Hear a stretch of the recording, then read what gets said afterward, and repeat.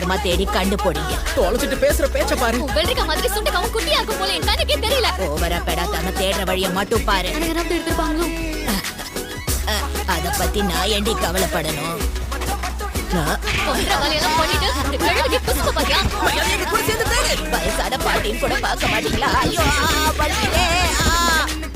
நான் மறக்க மாட்டேன் உங்களை. இதே மாதிரி நான் நசுக்குவேன். கடைசியா ஸ்கூலுக்கு வந்து ஒரு 1000 வருஷம் இருக்கும். அப்பெல்லாம் நான் நச்சுன்னு இருப்பேன்.